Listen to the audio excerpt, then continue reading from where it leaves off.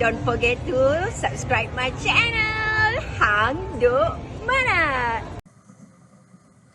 Assalamualaikum, selamat datang lagi ke channel Hang Duk Mana. Mari kita dengar respon Datuk Long Yang Membidak Izhan Jalil tentang isu ringgit. Sebelum saya baca sikit kat page Izhan Jalil apa dia cakap. Kerajaan arah KWSP jual aset untuk beli ringgit, untuk tunjuk ringgit mengukuh tanda soal.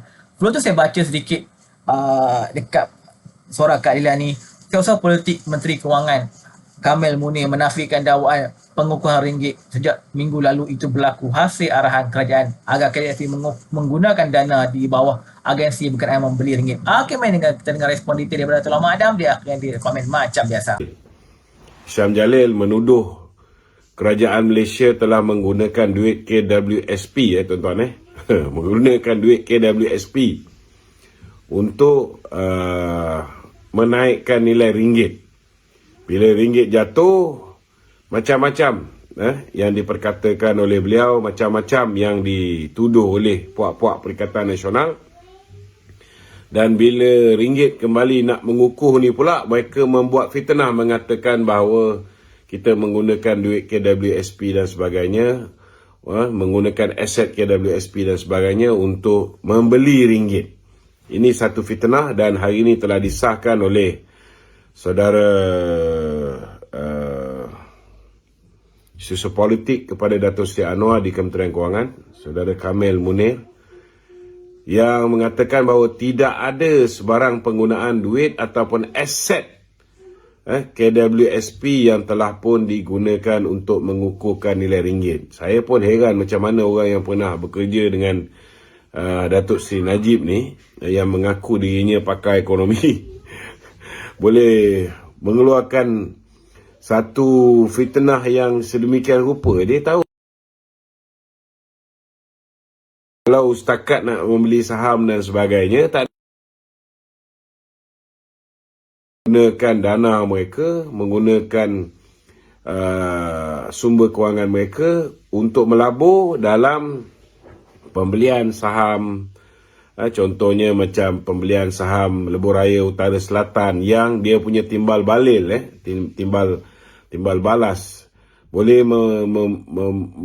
membantu KWSP untuk meraih dividen yang lebih tinggi diberikan kepada pencarum-pencarum KWSP.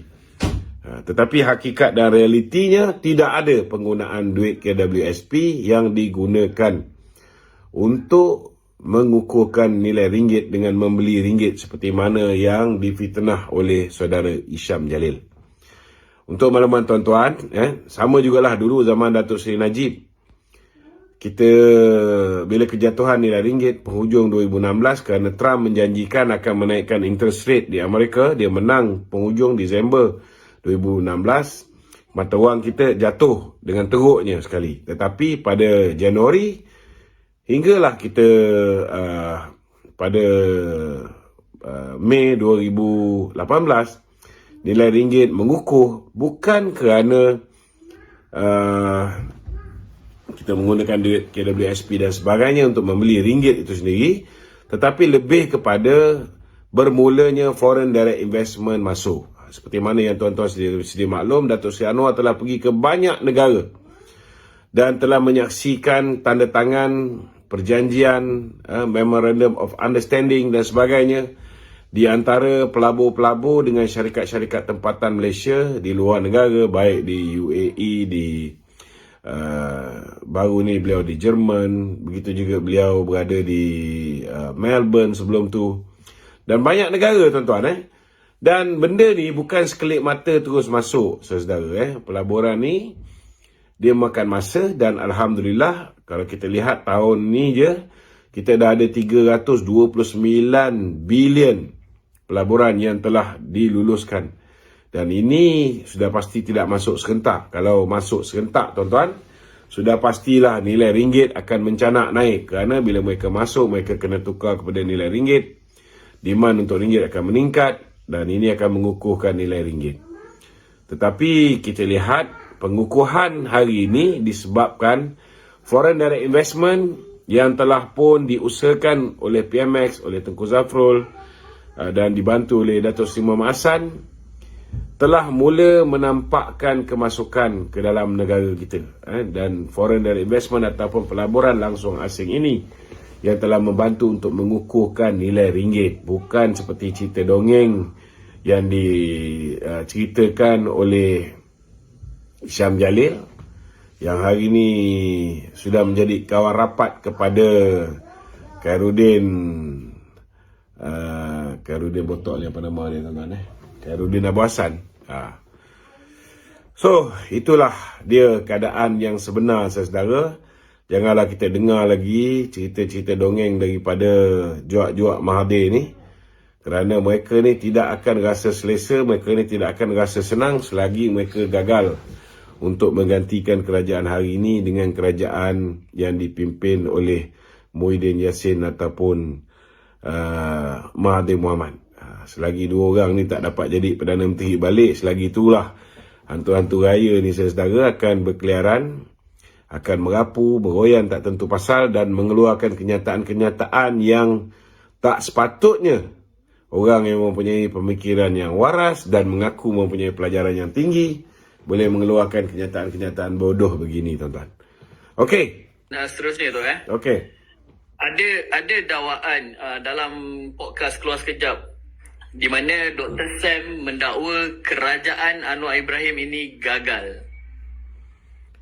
Pertama sekali, saya nak beritahu Dr. Sam tolong cermin diri sendiri sebelum dia mengatakan bahawa kerajaan Datuk Seri Anwar Ibrahim ni gagal.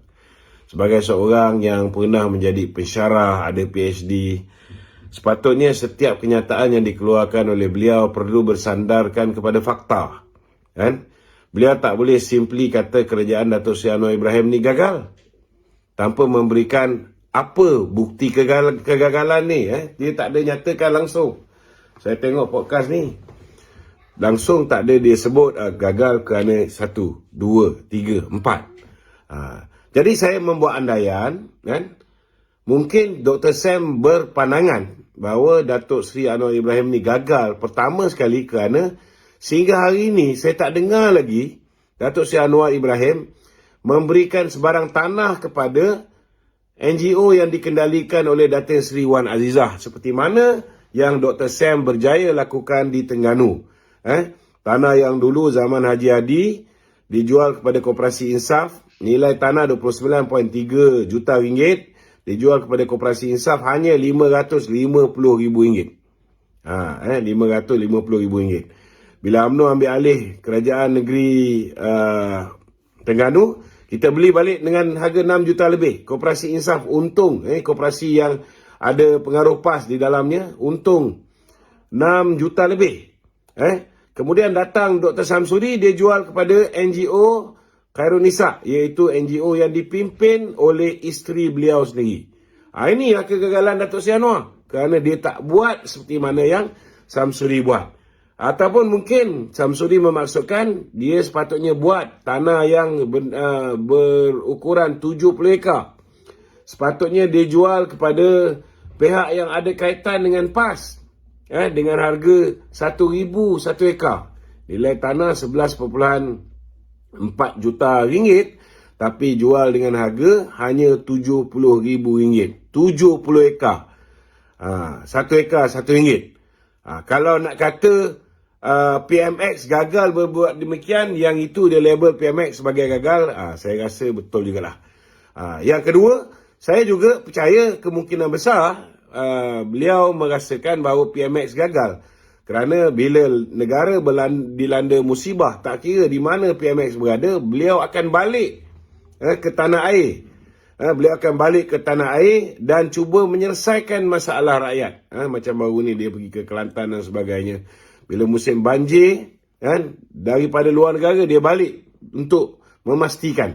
Tetapi ini kita tak nampak berlaku bila mana sahabat kita Dr. Sam berada di Auckland. Ketika sebelum dia pergi, dia dah nampak dah rakyat dia sudah pun di tempat di pusat penempatan banjir.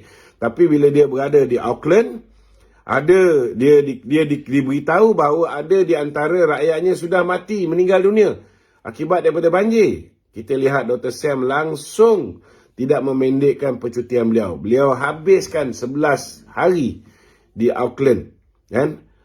Kalau dia kata PMX gagal untuk meneruskan percutian di luar negara ketika negara dilanda musibah banjir dan sebagainya, mungkinlah itu mungkin dianggap sebagai satu kegagalan. Jadi saya nak beritahu dengan Dr. Samsuri inilah, sebagai seorang yang berpelajaran, bukan kecil anak tuan-tuan. Dr. Samsuri ni belajar tinggi. Kalau nak cakap tu biarlah menampakkan sikap profesional beliau. Tolong nyatakan di mana letaknya kegagalan. Kalau nak dikira dari segi indeks prestasi ekonomi di bawah pentadbiran Datuk Seri Anwar, semua dalam keadaan baik. Kadar inflasi kita 1.5. Kalau nak ikut zaman kegelapan Tan Sri Muhyiddin, yang mana Dr. Sam ni antara penggerak utama kerjasama di bawah Perikatan Nasional. Beliau, Hamzah Zainuddin, Taqiyuddin, antara penggerak utama yang telah menghasut Haji Hadi untuk bersama dengan Muhyiddin dan mengkhianati UMNO. Kita belum lupa lagi benda ni. Tetapi apa berlaku ketika zaman pemerintahan Muhyiddin Yassin? Kita lihat rakyat Malaysia berada dalam zaman kegelapan. Rakyat Malaysia sengsara, terpaksa merayu supaya duit KWSP boleh dikeluarkan. Rakyat Malaysia berapa kali minta duit KWSP dikeluarkan. Kerana pada ketika itu, demi untuk memastikan mereka terus kekal berkuasa, terus dapat menyalurkan royalti minyak ke negeri Terengganu, kita lihat mereka tutup mata terhadap kezaliman yang dilakukan oleh Muhyiddin. Mereka lihat bagaimana demokrasi dihancurkan, dilacurkan oleh Muhyiddin Yassin. Tanpa memikirkan akibat daripada lockdown yang dia lakukan, darurat yang dia lakukan, ramai rakyat yang hilang punca pekerjaan, ramai rakyat yang tidak boleh bekerja, ramai syarikat yang gulung tikar, ramai yang dibuang kerja.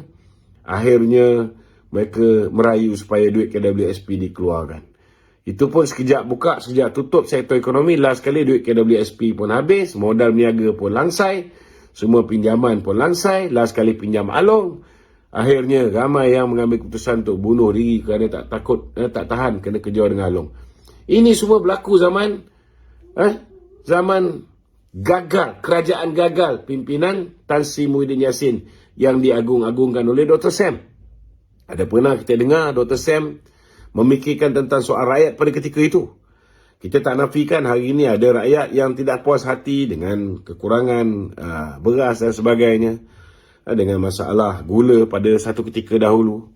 Tetapi pada ketika zaman Perikatan Nasional, duit ada nak beli barang pun tak boleh. Telur pun jadi tak ada. Jangan lupa tu semua.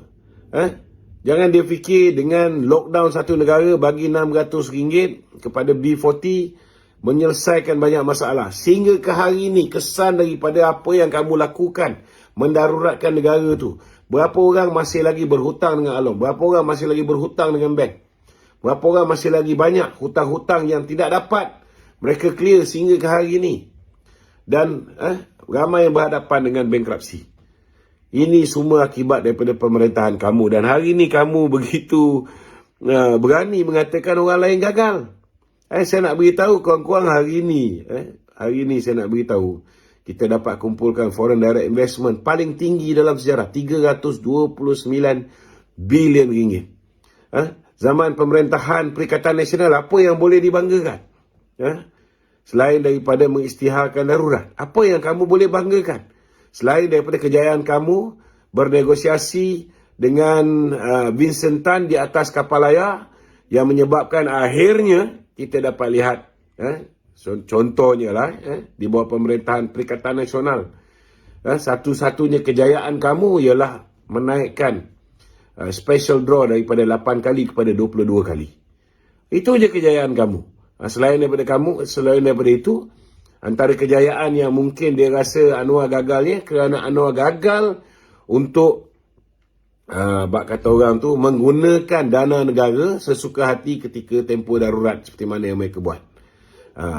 Anwar sehingga hari ini kita tak dengar lagi cerita tentang dana seperti Jana Wibawa yang sepatutnya diperuntukkan untuk Bumi Putra, akhirnya jatuh kepada tangan bukan Bumi Putra. atau perabot daripada pagur kawan baik kepada Nik Haji. Tak pernah lagi kita dengar.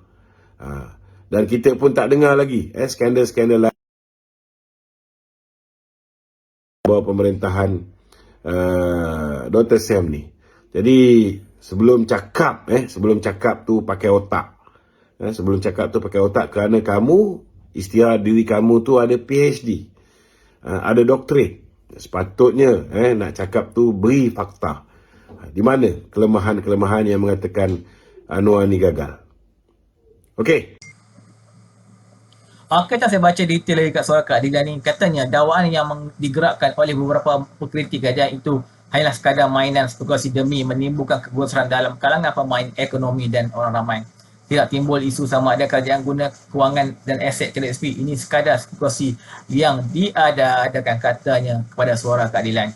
Tambah Kamil, pengukuhan nilai ringgit menepati jangkaan institusi kewangan dan pakar ekonomi sejak beberapa bulan lalu yang menjangkakan ringgit akan pulih pada 2024 berdasarkan nilai pelaburan ratusan bilion yang diterima dari negara daripada pelaburan langsung asing FDI ketika ini. Ia juga disokong dengan permintaan ringgit yang bertambah meskipun kita menyaksikan ringgit sedikit menyulam beberapa minggu yang lalu. Namun, ia bukanlah kayu ukur utama terhadap variasi ekonomi keseluruhan. Perlu dilihat juga pada petunjuk yang lain, katanya lagi. Kita tahu itu menyokong kerajaan perpaduan PMN Ibrahim. Assalamualaikum.